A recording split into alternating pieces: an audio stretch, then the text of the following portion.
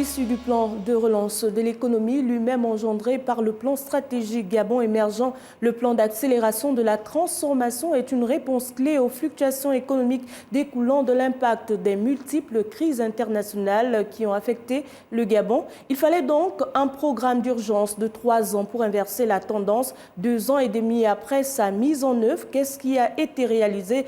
Qu'est-ce qui reste à faire? Avec nos invités, messieurs Yves-Sylvain Moussavou, secrétaire exécutif du Conseil national du plan d'accélération de la transformation, et Emmanuel Lerouel, responsable de la cellule économique au Conseil national du plan d'accélération de la transformation. Merci d'avoir accepté notre invitation. Merci.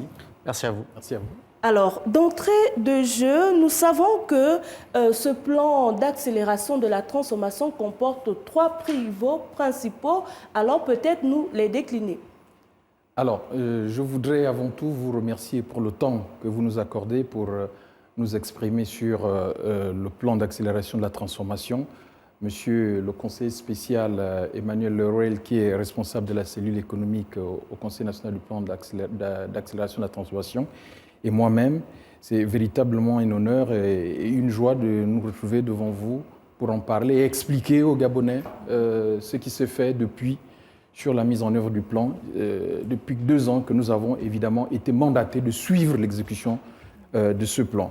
Alors, pour revenir à votre question, ce qu'il faut comprendre, c'est que le plan d'accélération de la transformation a été structuré, évidemment, comme vous l'avez dit, en 3 pivots. 3 pivots, en fait, que l'on peut considérer comme des objectifs stratégiques qui, évidemment, indiquent la vision vers laquelle, évidemment, le président de la République, chef de l'État, veut conduire le Gabon au terme, justement, de la crise de la Covid-19 qui a, évidemment, remis un peu en cause les fondements de notre économie, comme d'ailleurs partout dans le monde. Le premier objectif est celui de préparer les secteurs productifs de demain et accompagner leur montée en puissance, tout en gérant le déclin progressif de la production pétrolière. C'est le premier objectif, évidemment, qui a été arrêté et qui structure le pivot économique. Et dans ce cadre, un certain nombre d'objectifs spécifiques ont été arrêtés, qui sont au nombre de 5.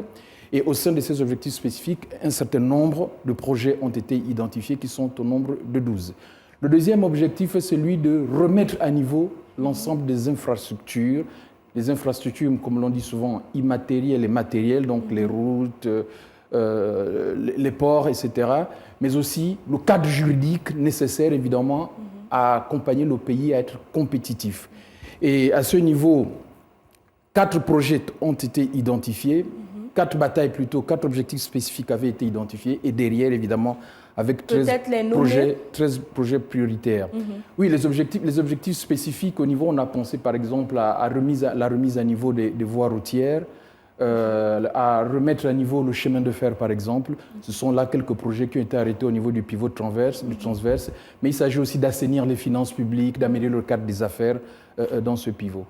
Et le dernier pivot, qui est celui de créer les conditions de nouveau pacte social en essayant évidemment d'orienter évidemment la contribution du secteur privé dans la création d'emplois, mais aussi améliorer les conditions d'accueil dans le système éducatif, dans le système de formation professionnelle et bien sûr veiller à ce que le système de protection sociale soit bien gouverné. Là aussi, un certain nombre d'objectifs spécifiques ont été arrêtés, qu'on a appelés des batailles, donc 3 batailles qui ont été arrêtées, comme celui de la mise en place évidemment du Fonds 4 au niveau de la CNAMGES pour généraliser la couverture maladie universelle, et un certain nombre de projets prioritaires qui sont au nombre de 9 qui ont été également identifiés pour accompagner la réalisation de ce pivot.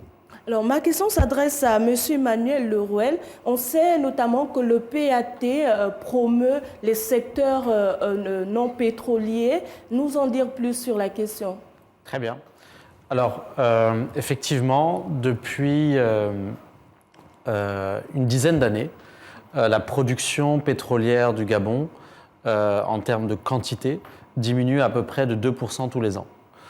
Et donc le chef de l'État, Ali Bongo Ondimba, a posé un diagnostic juste en 2009 en disant que si nous voulions garantir les sources de revenus et d'emplois futurs, il fallait développer de nouveaux secteurs producteurs de richesses et d'emplois. Ces nouveaux secteurs s'appuient sur les atouts naturels du Gabon. Au premier rang desquels, bien entendu, il y a le secteur forêt-bois. Nul n'est besoin de rappeler que le territoire terrestre gabonais est couvert à 88% de forêt. Et le diagnostic qu'on a eu à faire dès 2009, c'était que quand on comparait des pays qui avaient les surfaces de production forestière similaires à celles du Gabon, eux, ils tiraient 10 fois plus de richesses et 10 fois plus d'emplois que le Gabon n'en tirait. Il fallait donc exploiter cette richesse forestière. Exact. D'où la mesure dès 2009 d'interdiction de l'exportation des grumes, d'où la création de la zone industrielle d'Ongkok. Nous en avons créé, et là on va revenir donc au PAT, nous avons créé 2 nouvelles zones industrielles, l'une à Ikolo, près de Lambaréné, l'autre dans le Haut-Ogooué, avec des facilités en termes d'accès à l'énergie, d'accès à la ressource, de conditions d'exportation, de démarches administratives qui sont facilitées et donc qui permettent à créer des emplois à l'intérieur du pays aujourd'hui, en plus de celles d'Ongkok. C'est un travail qui est toujours en cours. Le gros défi que nous avons aujourd'hui, c'est que nous avons de plus en plus d'usines qui ont du mal à s'approvisionner en grumes de bois. Et c'est un défi qui est multiple. À la fois, on l'a souligné, l'état de nos infrastructures de routes, l'état de notre infrastructure ferroviaire. Aujourd'hui, on a réussi à augmenter les capacités du chemin de fer. En 2010, c'était 5 millions de tonnes par an qui transitaient sur le chemin de fer. En 2022, on a eu 11 millions de tonnes. Malheureusement, c'est toujours insuffisant. On a doublé ces capacités, mais aujourd'hui, ces 11 millions de tonnes, elles sont essentiellement utilisées par le manganèse. Alors, vous abordez la question du bois. Aujourd'hui, on parle de 3e, voire de 4e transformation. Quel est l'apport en termes d'emploi pour les jeunes Gabonais? Très bien. Cet apport, il est très simple. Quand on exportait des grumes, les seuls emplois qu'on créait, c'était des emplois des personnes qui coupaient les arbres à l'intérieur de la forêt et ceux qui transportaient ces grumes jusqu'au port. Aujourd'hui, on a un facteur multiple de 3. Pour le même arbre qu'on coupe, avec toutes les autres séquences de transformation que vous rajoutez, qu'on en fasse du contreplaqué, des meubles, si on arrive à la 3e ou à 4e transformation, des panneaux, on crée 2 à 3 fois plus d'emplois pour la même matière et jusqu'à 4 à 10 fois plus en fonction du niveau de transformation en termes de valeur ajoutée localement. Donc c'est quelque chose qu'on peut constater aujourd'hui quand on va à Ngok. C'est plusieurs milliers d'emplois qui ont été créés localement et qui sont le résultat direct de cette politique qu'on mène depuis 10 ans. Monsieur Sylvain Moussavo, est-ce qu'on peut avoir des chiffres? Oui, ce qu'il faut dire, c'est que le secteur bois aujourd'hui est devenu le premier employeur après l'État. C'est 30 000 personnes, 30 000 compatriotes qui vivent directement du secteur bois aujourd'hui. Donc, c'est vous dire que le processus d'industrialisation a été très créateur d'emplois et créateur de richesses et il se poursuit, la dynamique se poursuit. Mais il faut aussi relever le fait que, comme le disait le conseiller spécial, c'est qu'il y a une dynamique qui a été lancée depuis toutes les réformes qui ont été engendrées au terme de la décision du chef de l'État en décembre 2010, c'est que c'est un secteur qui aujourd'hui prend de plus en plus sa place dans la création de la richesse nationale. Il y a quelques années, on était aux environs de 160 milliards, je crois, environ de contributions au PIB. Aujourd'hui, c'était secteur qui atteint environ 375 milliards, je prends, 375 milliards de contributions au PIB. Vous voyez, la progression est importante. Est-ce qu'on peut parler d'emplois stables dans ce secteur? Absolument. Je crois que ce sont des emplois stables qui sont créés. Les personnes qui sont recrutées en Ngok, ce sont des personnes qui sont évidemment utilisées dans les usines pour effectivement effectuer des travaux stables. Mais évidemment, il y a des études qui sont en cours justement pour essayer d'étudier la qualité des emplois qui sont créés en Ngok, mais aussi sur les questions relatives au ruissellement justement de cette réforme qui a trait à la mise en place des plateformes industrielles qui nous accompagnent dans le processus d'industrialisation. Alors, à côté du bois, il y a ces 5 pôles agricoles que vous avez lancés dans le cadre de ce plan d'accélération de la transformation aujourd'hui. Oui. Mais les Gabonais peinent encore à voir à manger correctement l'aubergine, manger correctement l'oseille. Qu'en est-il aujourd'hui? Avant de laisser la parole au conseiller spécial Emmanuel Leroy, qui suit pour nous particulièrement ces questions, c'est qu'il faut dire que c'est un processus qui a été mis en place par le gouvernement, qui est de créer ces zones agricoles à forte productivité. Les zones ont été identifiées, un certain nombre d'hectares a été déterminé. Ce sont des zones qui sont situées dans la zone de l'estuaire, dans la zone du Haut-Togo et dans la zone de Langounier. L'idée aujourd'hui, c'est de favoriser, d'entraîner les Gabonais à évidemment faire l'agriculture, mais aussi des producteurs de référence de niveau mondial qui vont évidemment développer un certain nombre de spéculations pour qu'à terme, le Gabon devienne moins dépendant de l'extérieur sur le plan alimentaire. Donc c'est un processus qui est en train de se mettre en place. On ne peut pas avoir des résultats à ce niveau maintenant. Je pense que dans les toutes prochaines années, on devra avoir l'impact, les premiers impacts de cette politique de mise en place, évidemment, des zones agricoles à forte productivité. Peut-être, oui, j'aimerais rajouter la question. Je vais rajouter quelques éléments. Lorsque le chef de l'État est arrivé à son premier mandat en 2009-2010, il a lancé une dynamique sur l'agro-industrie. On a commencé à avoir plus de 100 000 hectares de plantations de palmiers à huile. On a fait la même chose dans l'EVA-culture. Aujourd'hui, en 2022, pour la première fois, la balance commerciale entre le Gabon et le Cameroun a été en la faveur du Gabon.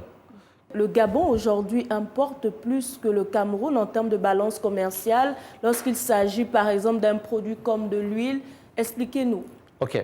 Alors le terme exact, c'est que la balance commerciale agricole entre le Cameroun et le Gabon est aujourd'hui en faveur du Gabon. Concrètement, qu'est-ce que ça veut dire? Vous me vendez des produits, je vous vends des produits. Si tous les produits, vous pouvez me vendre 10 produits qui ont une valeur de 100 francs. Si moi, je vous vends un produit qui a une valeur de 150 francs, la balance commerciale est en ma faveur à hauteur de 50 francs. C'est ce qui se passe aujourd'hui entre le Cameroun et le Gabon. Alors, quels produits spécifiquement? Le Cameroun, comme tout le monde peut le constater, nous vend des produits alimentaires, vivriers qu'on retrouve sur nos marchés. La banane, alors le manioc, ça vient plutôt du Congo, etc. Mais il y a des produits comme les légumes, les tomates, voilà, etc. qui nous viennent via le marché mondial et qui redescendent de Bitam jusqu'à Libreville. Et c'est ce qu'on retrouve effectivement dans nos marchés. Et donc, il y a une diversité de cultures vivrières qui sont exportées par le Cameroun au Gabon et consommées au Gabon. Nous exportons de l'huile de palme. De l'huile de palme qui est produite dans les usines à Mouila, dans les usines à Kango, qui sont issues de champs de palmiers à huile qui ont été plantés il y a de cela 10 ans au Gabon, qui aujourd'hui sont arrivés à maturité. Il faut 7 ans pour un palmier à huile pour arriver à une période de maturité. Et aujourd'hui, cette huile de palme que nous consommons localement, nous la vendons également au Cameroun et la valeur de toutes ces ventes au Cameroun dépasse la valeur de tout ce que nous achetons en produits vivriers du Cameroun. Ok. Alors, puisqu'on parle de cette production, vous voulez ajouter quelque chose? Je voudrais ajouter que, vous savez, dans la mise en place des zones agricoles à forte productivité, il y a une zone à forte productivité qui est en train d'être développée dans le Haut-Togo, à Souba. Il se trouve que dans cette zone, évidemment, avec le concours d'un opérateur privé que l'État, évidemment, a soutenu, le gouvernement, certaines spéculations ont commencé à être produites, notamment la tomate, l'oignon, etc. Je peux vous annoncer que d'ici l'année prochaine, si je ne me trompe, le Gabon sera autosuffisant sur la production de tomates et d'oignons et de pastèques. L'objectif de cet opérateur, c'est d'exporter même sa production dans les pays voisins au Congo. Évidemment, il y a quelques fondamentaux à régler, notamment le transport, l'évacuation de la production. Mais nous avons été dans le cadre des visites de projets que nous faisons dans le cadre de CNPAT, discuter avec cet opérateur qui, d'ailleurs, travaille en étroite collaboration avec le ministère de l'Agriculture pour développer d'autres spéculations comme le manioc, etc., pour évidemment contribuer à réduire évidemment nos importations au niveau de ces produits. Mais pourtant, le Gabon importe. Il y a de l'argent pour importer. Mais pourquoi ne pas mettre cet argent à disposition pour rendre ce processus rapide? Alors, les actions, soyons très concrets. pour que vous ayez une production agricole vivrière importante? Il vous faut d'abord des grandes surfaces agricoles. Ce n'est pas avec les surfaces d'un demi-hectare dans les villages qu'on va avoir des très grosses productions qui vont nous permettre d'être autosuffisants. Le gouvernement a agi sur ce sujet. Il a déjà identifié 3 zones agricoles prioritaires, donc celle de Andem, celle de Souba, qui sont, et il y en a une autre, je crois, dans l'Angounier, voilà, qui sont en train d'être aménagées. Vous avez ensuite une question des engrais. Le gouvernement a signé la semaine dernière un accord majeur dont on a peu parlé avec le champion africain des engrais qui est l'Office chérifien des phosphates et qui va venir envoyer des ingénieurs pour faire l'étude des sols du Gabon et savoir quels sont les engrais spécifiques à nos sols qui sont nécessaires pour augmenter la productivité. Vous avez ensuite la mécanisation et vous avez le choix des semences qui sont adaptées à vos sols. Là également, nous avons un financement avec la Banque africaine de développement qu'on appelle le PAPG1, qui s'exécute depuis plusieurs années et qui est en train de mettre des centres techniques dans la plupart des provinces pour être ces apporteurs de services en termes de choix des semences, en termes de choix des protocoles techniques à respecter. Ça, ce sont des projets qui sont en cours actuellement, mais sur la table, qu'est-ce que vous pouvez dire que voici ce que nous avons déjà fait, voici ce qui est en cours? Peut-être nous le dire. Mais c'est ça dont je vous parlais tout à l'heure, madame. Lorsque je vous parle du projet AFA, AgriFund, dans le Haut-Ogooué, qui est aujourd'hui quelque chose de concret qui existe. Vous pouvez le vérifier, nous avons des images, vous pouvez voir que la production de la pastèque a commencé dans le Haut-Ogooué, la production de la tomate également a commencé dans le Haut-Ogooué, et que ce producteur va commencer à déverser sa production depuis le mois d'octobre 2022, si je ne me trompe. Donc ça, c'est quelque chose de concret qui existe. L'idée derrière, c'est, comme je vous l'ai dit, c'est accompagner en termes d'infrastructure pour que la production soit écoulée beaucoup plus rapidement et aider également ce producteur à rendre le Gabon présent dans les pays environnants par l'exportation. Vous faites bien de le dire, le plan d'accélération de la transformation tient compte également du secteur transport. Qu'est-ce qui a été fait jusqu'à aujourd'hui? Très bien. Dans le secteur transport, vous avez plusieurs aspects. On va peut-être se concentrer sur 2 aspects, le ferroviaire et le routier. Dans le ferroviaire, nous avons notre voie du Transgabonais, qui est une voie ferroviaire qui a plus de 50 ans. Elle a été faite dans les années 70 et qui est donc une voie vieillissante. Au démarrage, le Transgabonais avait une capacité annuelle de 12 millions de tonnes. Mais cette capacité, par faute d'entretien, elle est tombée aux alentours des années 2010 à 5 millions de tonnes. En 2015, nous avons signé avec la CETRAG un programme de remise à niveau qui prévoit de rétablir les capacités à 12 millions de tonnes. Aujourd'hui, nous sommes déjà à 11 millions de tonnes. Le programme n'est pas encore finalisé parce que pour venir vraiment, et désolé si je suis un peu trop long, mais le sujet qu'on a, c'est que le chemin de fer est sur des zones qui sont marécageuses. Et donc avec le poids des wagons qui passent dessus, et comme c'est sur des zones qui sont spongieuses, le chemin de fer bouge et c'est ce qui crée les déraillements, malheureusement, qu'on a eu à constater. Donc le travail qui est fait et qui est de la responsabilité de l'État et qui est exécuté, on a, je le rappelle, investi plus de 110 milliards de francs CFA dans ce programme-là. Il est de renforcer les soubassements du chemin de fer pour qu'il soit stabilisé. Et c'est ça qui nous permettra, avec le remplacement des traverses qui étaient en bois par des traverses en béton, de stabiliser ce chemin de fer et de permettre qu'il ait 12 millions de tonnes comme au début. Mais notre travail ne s'arrête pas là. Nous avons fait une étude sur les besoins de transport par les différentes filières économiques dans le pays. Aujourd'hui, je vous expliquais que le manganèse, à lui seul, prend 10 sur les 11 millions de tonnes de capacité du chemin de fer. Et ça veut dire qu'il reste 1 million de tonnes pour transporter le gasoil, le sucre qui vient du Haut-Ogooué et qui doit remonter à Libreville, pour transporter le ciment qui doit passer de Libreville vers le Haut-Ogooué, etc., etc. Et sans parler du secteur bois, le chemin de fer, ça traverse le Gouelolo, le Goué-Vindo, le Haut-Ogooué, qui sont des grands producteurs de bois. qui aimeraient avoir des capacités pour faire remonter ça vers le port d'Ovendo. Aujourd'hui, ils sont extrêmement contraints et ils doivent prendre les routes, et on reviendra sur le sujet des routes. Le secteur minier est également en très forte évolution. Avant, nous ne produisions, mis à part la petite production d'or, et depuis que la production d'uranium à la Comuf, donc à Mounana, s'est arrêtée, il y a de cela déjà plusieurs années, nous étions quasiment une monoproduction de manganèse. Aujourd'hui, nous avons 2 acteurs mondiaux qui ont des projets de production de fer qui sont très avancés. L'un d'entre eux, nous y reviendrons. Voilà.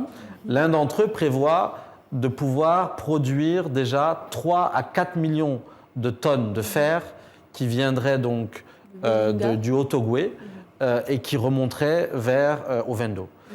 Comme l'arithmétique est assez simple, on a 12 millions de tonnes, 11 millions qui sont déjà occupés, il y a 3 à 4 millions qui veulent venir en plus.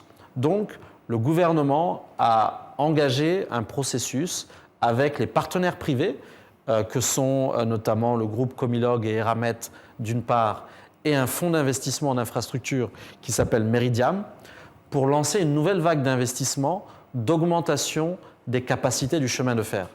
Et notre objectif, c'est d'aller de 12 millions à 29 millions de tonnes. Et quand on va passer à 29 millions de tonnes, madame, ça veut dire que notre production de bois aura doublé, notre production minière aura doublé, et tout ça, ce sont des emplois, et des emplois pas seulement à Libreville, mais des emplois dans le Haut-Ogooué, dans l'Ogooué-Lolo, dans l'Ogooué-Vindo, dans le Moyen-Ogooué, jusqu'à l'estuaire. L'objectif, c'est de réaliser tous ces investissements et de les finaliser d'ici à 2030. Ce sont des processus qui sont longs, mais ce sont des processus dans lesquels on est fermement engagé et qui vont donner leurs fruits. Déjà lancé, du côté de la transgabonaise ou des voiries à Libreville, on voit des travaux ici et là, mais on se demande à quand la fin de ces travaux. Oui, ce que je veux vous dire, c'est que l'objectif qui a été arrêté par le PAT était, dans un premier temps, justement de relever le niveau des voiries dans le Grand Libreville, et deuxièmement, d'entamer les travaux de la transgabonaise, et ensuite mettre en place les voies de contournement pour désengorger la zone nord, en Ngondje, et évidemment donner la possibilité aux industriels de partir de la voie nationale pour le port d'Ovendo, avec ce que l'on a appelé le projet Ovendo Bypass, donc la voie de contournement sud. Tous ces projets-là sont bien lancés, évidemment. Évidemment, il y a eu un retard à l'allumage pour un certain nombre de préalables qu'il fallait réunir, mais ce qu'il veut dire, ils sont bien engagés. Pour ce qui est, par exemple, des voiries dans la ville de Libreville, c'est qu'aujourd'hui, nous avons 102 km déjà qui ont été réalisés, qui sont en cours de réalisation. C'est une avancée qu'il faut noter dans le cadre des voiries de Libreville. Et la Transgabonaise, aujourd'hui, a un niveau d'exécution du projet sur la zone PK24, PK105, qui est de 77%, qui est le taux d'avancement physique. Sachant que ce projet a été scindé en 3 phases. La priorité a été donnée pour la zone qui a une très forte circulation, c'est-à-dire la zone qui part du PKV4 au PK105. Et c'est cette zone qui est quasiment en achèvement, donc qui a 77%. Au niveau d'achèvement. Et il y a d'autres phases, évidemment, qui vont être lancées prochainement, comme Silé Bifoun et Bifoun Njolé.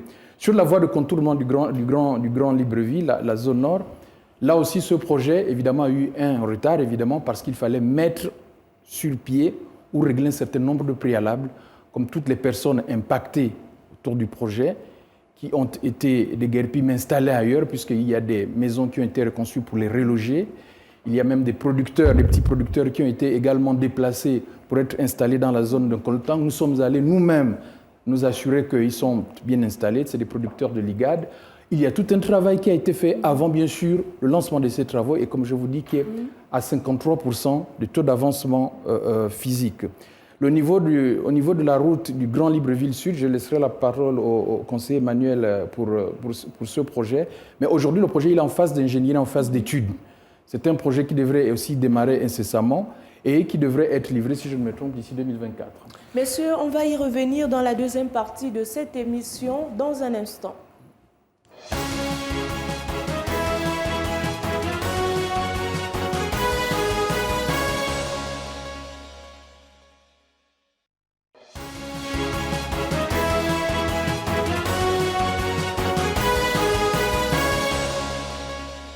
Merci de nous rejoindre sur Gabon 24, toujours en compagnie de mes invités, Monsieur Yves Sylvain Moussavou, secrétaire exécutif du CNPAT, et Monsieur Emmanuel Lerouel, responsable cellule économique.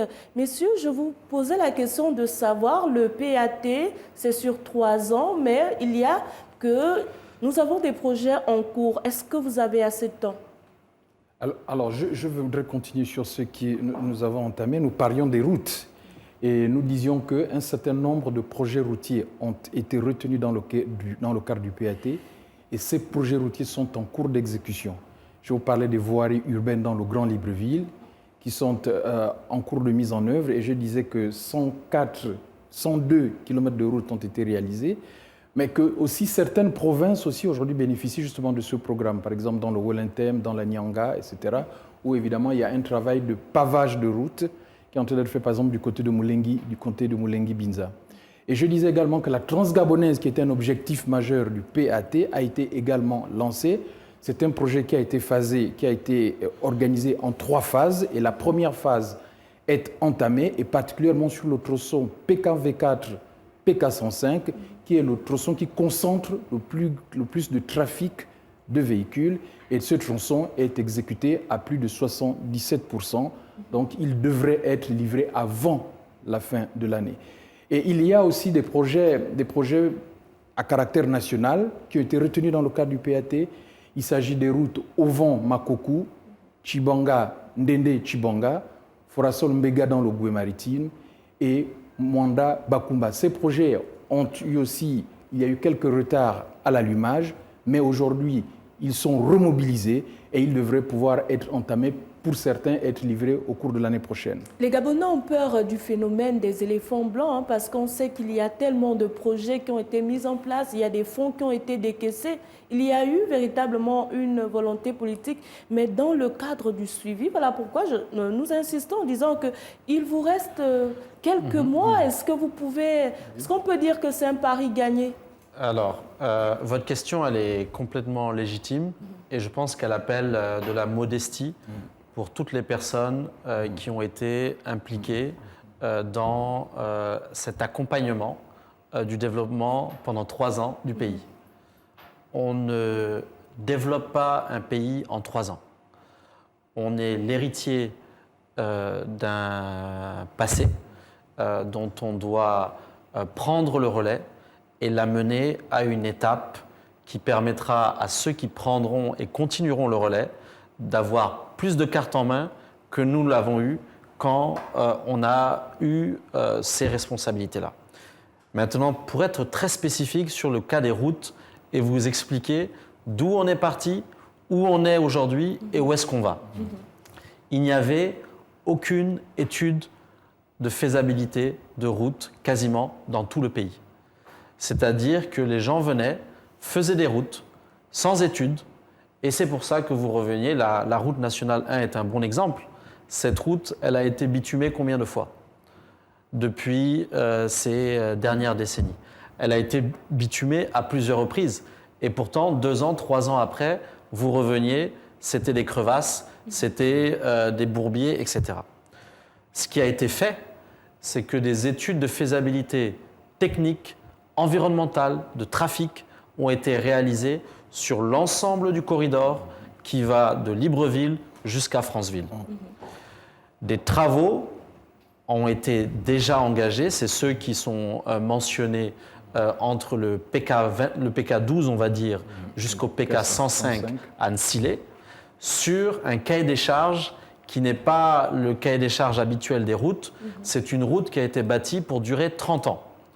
Et non seulement nous faisons la route, mais nous avons un modèle d'exploitation et d'entretien de cette route à travers un partenariat que nous avons noué donc avec la Société autoroutière du Gabon, qui aura pour rôle, pendant les 30 prochaines années, de s'assurer que le niveau de qualité de la route qu'on va trouver en fin d'année 2023 sera exactement le même en 2050, sans qu'il y ait les habituels phénomènes de dégradation de la route. On est en train, sur la base des études qui ont été réalisées, de lancer les tronçons Nsile-Bifoun, Bifoun-Djolé. Nsile-Bifoun, le marché a été attribué à l'entreprise Colas et Bifunjole à l'entreprise Sobea, qui va bientôt commencer les travaux. Et ce même travail est en train d'être fait. Désormais, comme nous avons des études, il est beaucoup plus simple d'aller voir des institutions, voilà, et des institutions de financement comme la Banque africaine de développement ou la Banque mondiale ou d'autres, et de leur dire « venez nous aider à financer nos routes parce que nous avons des études qui sont bien faites, qui sont aux standards internationaux ». Avant, nous n'avions pas ça. Donc demain, les personnes qui viendront pour dire qu'elles veulent faire des routes au Gabon, elles pourront s'appuyer sur cet acquis. Pour répondre à votre question, est-ce que quelque chose a été fait et est-ce que nous pouvons être fiers de ce que nous avons fait ces 3 dernières années? Moi, individuellement, je vous dirais que oui, parce que j'ai la conviction que les personnes qui suivront, elles auront entre les mains des cartes que nous n'avons pas eues comme nous avons impulsé cette dynamique du PAT sous les orientations du chef de l'État. Juste pour aller dans le même sens, juste rappeler que, vous savez, les 4 routes que je viens de citer, qui sont des routes nationales, Ovan, Makokou, Ndende, Chibanga, Forasol, Mega, ce sont des routes qui avaient été entamées lors du premier mandat. Et lors de la crise pétrolière, évidemment, ces projets ont connu un arrêt. Aujourd'hui, nous les reprenons. C'est dire qu'il y a quand même un esprit de continuité derrière et que les projets ne sont pas abandonnés. L'idée, c'est de les mener à terme pour évidemment permettre le déplacement et la mobilité des populations. Peut-être sur les routes très rapidement, il y a un aspect qui est très important. Très rapidement, parce que nous avons d'autres sujets à aborder. C'est un aspect qui est très important et qui concerne beaucoup de vos téléspectateurs, c'est l'entretien des routes en terre. Le gouvernement a remis en place le fonds d'entretien routier, donc, qui s'appelle désormais le FANER. Nous avons des ressources qui y sont dédiées. Le ministre actuel des Travaux publics a relancé des travaux d'entretien routier sur l'ensemble des provinces. Nous sommes en train de rééquiper les régies provinciales pour qu'elles retrouvent leur capacité à exécuter elles-mêmes des travaux. Nous avons noué des partenariats avec des opérateurs forestiers pour qu'eux aussi, à leur niveau, ils puissent s'occuper du reprofilage des routes en terre qui sont à proximité de leurs exploitations. Donc là aussi, nous espérons que les prochaines saisons des pluies, les compatriotes n'auront pas à faire face aux mêmes difficultés que les précédentes années par rapport aux routes en terre. Monsieur Emmanuel, le RUEL, PASMIR et Piepal ont été mis en place depuis 2 ans, mais il y a des zones tout de même qui n'ont pas d'eau. Il y a des zones où l'électricité peine encore à arriver. Qu'est-ce qui est fait et qu'est-ce que les Gabonais, vous pouvez dire aujourd'hui aux Gabonais? Le réseau de distribution d'eau à Libreville, il datait des années 1950-1960.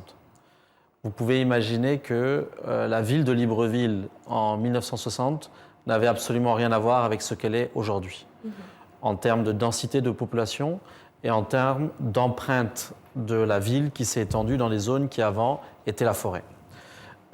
Et donc, ce réseau n'avait pas suivi la même évolution que la ville, et c'est ce qui a expliqué que vous avez des quartiers où, par des fuites, on a un taux de perte technique au Gabon et à Libreville qui est extrêmement élevé, plus de 50%. Dans la même zone, vous avez de l'eau dans un quartier à gauche et à droite. Vous n'avez pas de l'eau, étant donné que c'est dans la même zone. Alors, qu'est-ce qui explique le phénomène? C'est exactement ça, c'est parce que les canalisations ont été faites à un moment donné, parce que peut-être il y avait un quartier qui existait d'un côté et un autre qui n'existait pas de l'autre. Et aujourd'hui, donc, ce que disait le secrétaire exécutif, c'est que le Piepal a rénové. Et rénover, ça veut dire quoi? Ça veut dire que vous aviez des tuyaux qui étaient des fois rouillés et qui étaient petits.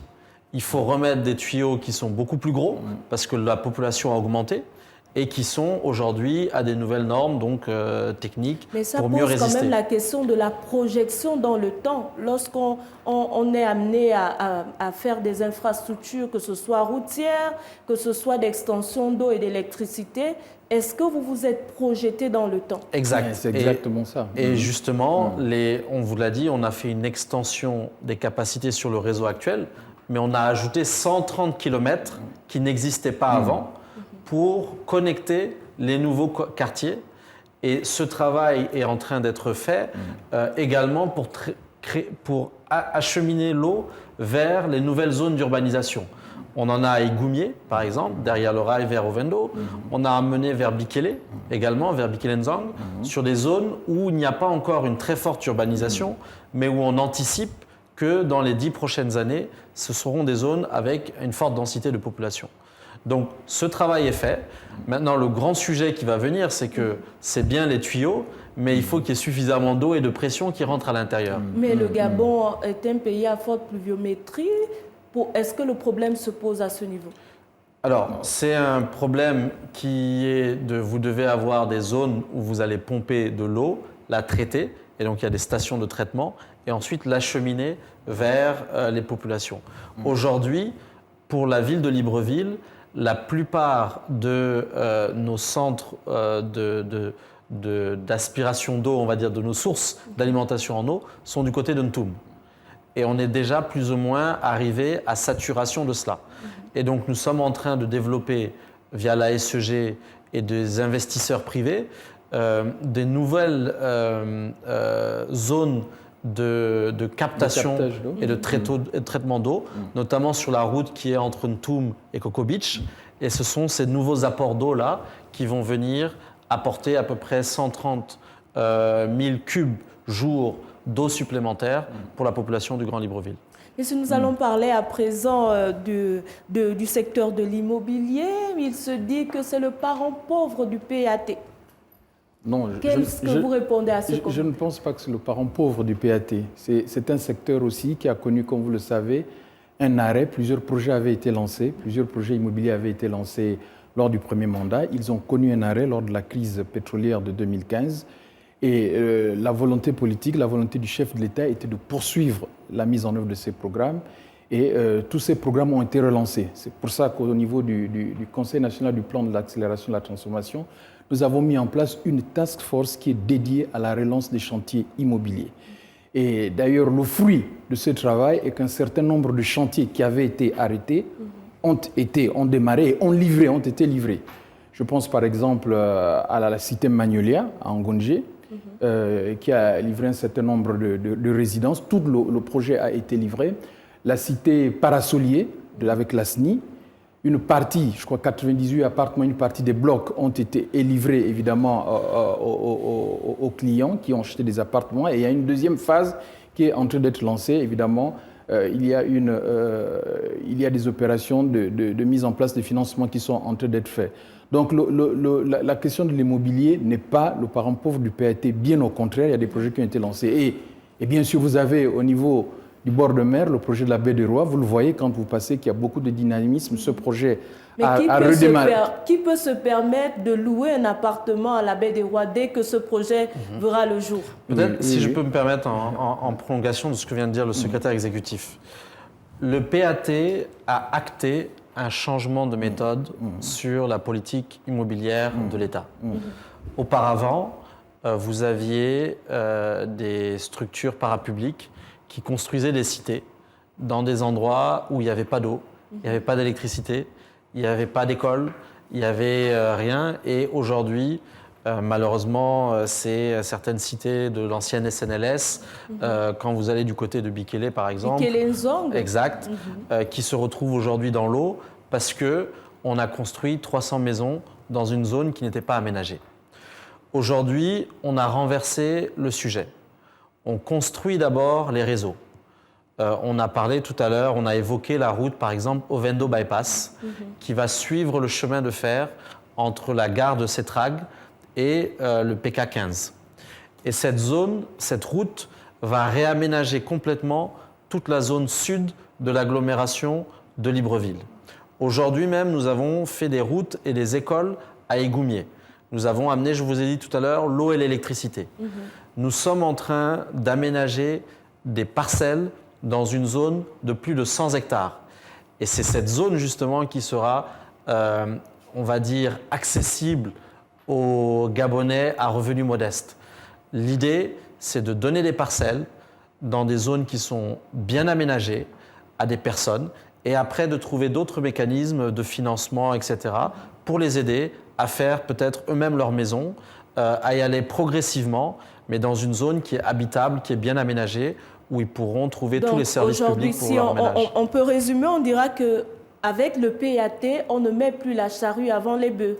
Il s'agit d'abord d'aménager des parcelles et peut-être par la suite voir comment distribuer ces parcelles-là ou les vendre et permettre que les Gabonais entrent en possession des villas ou des résidences. Je pense que c'est un bon résumé. Oui. C'est un bon résumé. D'accord. Alors, s'agissant du coût, qui peut se permettre de pouvoir avoir une parcelle aujourd'hui? On voit des campagnes ici et là visant à ce que les Gabonais puissent obtenir des parcelles, mais le coût reste élevé. 8 000 francs, 18 000 francs le mètre carré pour une dame de ménage qui gagne à peine 150 000 francs par mois. Vous pensez qu'elle serait capable de pouvoir être propriétaire? Est-ce qu'il n'est pas mieux de penser aujourd'hui aux logements sociaux comme le président l'avait prévu? Alors peut-être, c'est l'occasion, je crois que vous avez reçu il n'y a pas très longtemps sur votre plateau le directeur général de la NUTTC. C'est l'occasion de saluer l'action de cette agence publique. Je vais vous donner un exemple, j'espère qu'il vous l'a cité lui-même, mais dans la zone de Malibé, il y avait des personnes qui habitaient sur un terrain qui appartenait à l'État. L'agence publique et le ministère de l'Habitat a pris sur lui de régulariser la situation de ces personnes-là. Donc ces personnes ont accédé à la propriété sans quasiment rien débourser. C'est un exemple qu'il faut étendre. Ça a peut-être concerné une centaine de personnes et le besoin s'exprime sans doute en plusieurs milliers de personnes qui sont dans ces situations. C'est le besoin de plusieurs Gabonais. Mais l'enjeu principal, c'est peut-être déjà de régulariser l'habitat informel. Je vous donne un autre exemple. Nous avons le bassin versant de Terre Nouvelle. C'est vers le marché banane, aux alentours du PK8. Il y avait toutes ces personnes qui habitaient dans une zone qui était tout le temps inondée, à chaque pluie. L'État a construit un canal bien bétonné, etc., qui doit évacuer les eaux de pluie et les personnes qui habitaient dans ces zones-là vont être relogées à Bikilenzang et elles ne vont avoir à rien débourser. C'est une action qui doit continuer, qui doit être plus large, mais le gouvernement travaille à trouver des conditions d'habitat salubres et à prix et à coût accessible à tous les niveaux de revenus des ménages. Autre sujet du PAT, vous voulez rebondir? La question aussi en réflexion, celle du financement, de l'aménagement des parcelles, parce que aussi c'est une question qui se pose. Aménager une parcelle, ça coûte très cher. Évidemment, il y a une réflexion aujourd'hui qui est engagée au niveau du gouvernement, qui est celle de relancer évidemment les structures chargées d'aménager évidemment les terrains à moindre coût pour que le terrain soit accessible aux Gabonais. Dans ce PAT, on mentionne par exemple le secteur éducation, le secteur santé. Vous voulez intervenir là-dessus? Le secteur éducation est l'un des secteurs dans lequel évidemment un certain nombre de résultats importants ont été enregistrés. Les capacités d'accueil... On parle de 71 projets dans le secteur de l'éducation. Oui, 71 projets qui ont été lancés, mais surtout, ce qu'il faut retenir, ce sont les capacités d'accueil qui ont été, au cours de ces dernières années, massivement mises à la disposition. C'est 3480 salles de classe nouvelles ou réhabilitées qui vont être mises à la disposition des élèves, de 122 000 élèves. Ils vont donner des capacités nouvelles.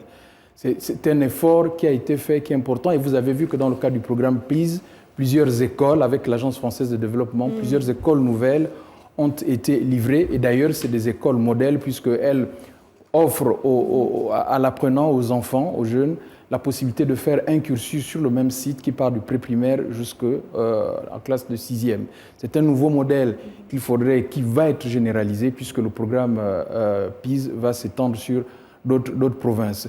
Mais il faut dire aussi que l'investissement s'est fait aussi au niveau de la formation des enseignants parce qu'il faut relever aussi la qualité de l'encadrement. À ce niveau aussi, des actions ont été posées, 1400 enseignants ont été formés durant cette période, ce qui est notable, et 1180 ont été recrutés. C'est-à-dire qu'il y a, durant cette période, un travail qui a été fait par le gouvernement justement pour mettre l'éducation au centre justement des préoccupations du PAT et arriver bien sûr à donner à la rentrée qui arrive un certain nombre de capacités. Monsieur Emmanuel Lerouel, peut-être un mot dans le secteur santé? Alors, je voulais juste, si vous me le permettez, rajouter un aspect, c'est la formation professionnelle. C'est important parce que c'est vraiment l'un des marqueurs spécifiques des orientations du chef de l'État, Ali Bongo Ondimba. Le chef de l'État, dès son premier mandat, a posé le diagnostic que le système de formation, notamment de l'enseignement supérieur, désolé de le dire en ces termes, mais produisait du chômage de masse, avec des personnes qui étaient formées, mais en complet décalage avec les besoins. La réalité du marché de l'emploi. Exact. Ces dernières années, l'État a lancé un programme d'investissement qui est aujourd'hui complètement réalisé, de 140 milliards de francs CFA sur à peu près 3 ans. C'est massif, ça n'a jamais vu le jour en République gabonaise. On parle de plusieurs centres multisectoriels à travers le pays. Exact, et qu'on peut citer, parce qu'il ne faut pas croire qu'on donne des chiffres et que ça ne traduit aucune réalité. Il y a le centre multimétier d'Ungkok, plus de 1000 capacités d'accueil, enfin, on peut accueillir 1000 personnes en même temps, et ce n'est pas juste des salles de classe, ce sont des plateaux techniques où ils apprennent les dernières technologies en termes d'électricité, de mécanique, en termes de maintenance des types de machines qu'on retrouve dans les usines. Cette école de formation se trouve à Nkok, juste à côté des usines. On a mis en place, via la réforme du Code du travail, des contrats d'apprentissage qui facilitent l'accessibilité de ces jeunes à des expériences pratiques en usine. Et c'est au total, donc des centres comme ça, on en a à Mvengue, on en a à Tchengue, donc on en a mis dans les plus grandes villes du Gabon, avec l'objectif, donc, dès la rentrée 2024, de pouvoir en année pleine accueillir 5000 étudiants, donc des jeunes qui ont le bac, certains c'est au niveau BEPC, qui peuvent faire ces formations. Il y a des formations courtes. Au bout de 1 an, 2 ans, ils sont prêts à avoir des emplois. L'emploi étant une préoccupation, bien entendu, de tout le monde. Et peut-être revenir sur la question sur la santé, parce que le temps nous est imparti. Mais je voulais rajouter sur la formation professionnelle, comme disait le conseil spécial, c'est que preuve de l'attractivité des produits qui sortent de ces centres de formation, 53 élèves sont issus du centre multimétier d'Ungkok, ont été recrutés par certaines industries aujourd'hui en stage. C'est pour dire que la formation y est appréciée, compte tenu de ce qu'elle est contextualisée, et elle répond exactement aux besoins des professionnels du secteur. On ne va pas fuir le sujet de la santé. On va pas fuir le sujet de la santé. Voilà. Alors, peut-être rappeler un peu d'histoire. Le premier mandat du chef de l'État, c'est a été un mandat qui a été dédié au grand centre hospitalier universitaire à Libreville. On a refait Jeanne-et-Bory, il y a eu le nouveau centre hospitalier d'Ovendo, il y a eu celui d'Akanda, et un certain nombre d'efforts dans les anciens aussi pour augmenter, améliorer les plateaux techniques, les capacités d'accueil et les nombres de lits d'accueil. Le deuxième mandat, pour dire schématiquement, on s'est plus concentré déjà sur l'intérieur du pays, sur les hôpitaux de proximité. Il y a eu un programme, je pense que le secrétaire exécutif pourra donner des chiffres plus précis, mais où on a fait des dispensaires à Mitsik, dans l'Ogoué Lolo également, dans le Haut-Ogoué, dans l'Ogoué Vindo, des dispensaires de proximité, des centres de santé de proximité qui amènent la santé au plus proche des populations à l'intérieur du pays. Il y a des efforts, on a un nouvel hôpital à Mwanda qui est en cours d'ouverture, et c'est sans parler tous les efforts de rééquipement des plateaux techniques de ces structures hospitalières. Parce que c'est ça la question. Les hôpitaux sont souvent réhabilités, on voit des efforts, mais il y a qu'on arrive dans une structure hospitalière, il manque même la seringue. Non, mais justement, c'est ce qu'il disait, qu'il y a un effort d'investissement, d'équipement qui est en train d'être fait.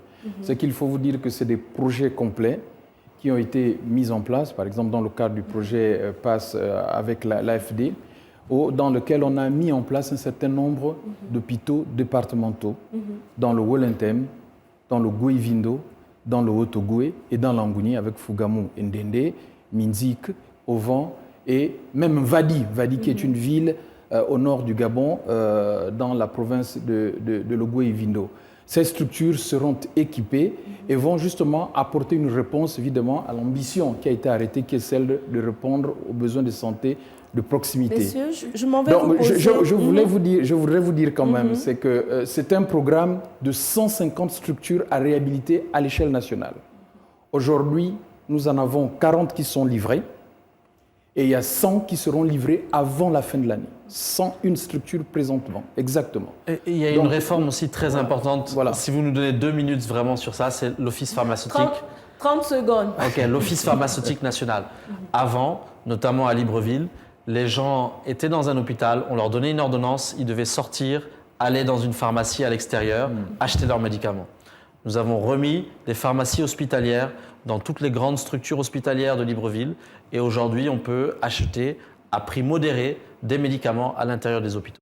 Le PAT, en 2 ans et demi, combien de projets ont été réalisés concrètement? Ce sera votre mot de fin. Je dirais plutôt que ce sont des avancées très importantes en termes de processus de transformation. C'est-à-dire que c'est une économie qui est en train progressivement de se transformer. La contribution d'autres secteurs qui ne sont pas le pétrole est en train de se percevoir par leur contribution à la création de la richesse. Le secteur bois est en progrès constant, le secteur minier également. Mais c'est aussi une volonté de transformer les infrastructures qui vont accompagner ces secteurs qui vont créer la richesse de demain. Aujourd'hui, il vous a expliqué du projet que nous avons de remettre à niveau la voie ferrée. C'est aussi les projets routiers comme la Transgabonaise qui vont accompagner la mobilité des industries dans le transport des marchandises, mais aussi des populations. Mais c'est aussi une action sociale très agissante, une action, un État, une volonté du président de la République, évidemment, de s'assurer que au moment où nous sommes en train de restructurer notre pays, il faut prendre en compte les besoins des Gabonais. Et aujourd'hui, avec la CNAMGES, aujourd'hui, un certain nombre d'actions sociales ont été posées, notamment le nombre de médicaments qui est distribué, qui est mis à la disposition des malades. Aujourd'hui, on parle de 80 millions de médicaments distribués quand même depuis la mise en œuvre de ce plan. Et un certain nombre d'actions conduite aussi par le gouvernement pour accompagner les populations pour qu'elles ne ressentent pas les effets de la vie chère. Vous savez, votre gouvernement actuel en a fait son cheval de bataille. Plusieurs mesures dans ce sens ont été prises. Donc, de manière globale, le plan d'accélération de la transformation a engagé le pays sur une voie progressive de la transformation et qui devrait se poursuivre au terme, bien sûr, de ce mandat. Ce sera la même question, M. Lerouel, en termes de chiffres. Alors, je pense tout à l'heure, un autre intervenant a dit que les chiffres, on leur fait dire ce qu'on veut. Pour ma part, vous avez demandé tout à l'heure échec-réussite. J'estime que ce n'est pas à nous de porter ce jugement. Pour moi, le Gabon, c'est 2 choses. C'est la paix et c'est la prospérité. Est-ce que dans ces 3 années, la paix a été maintenue et est-ce qu'elle a été consolidée? La prospérité, le Gabon, c'est un pays de 2 millions d'habitants, un PIB de 22 milliards de dollars. Le Congo, juste à côté, c'est un pays 3 fois plus peuplé, 6 millions d'habitants.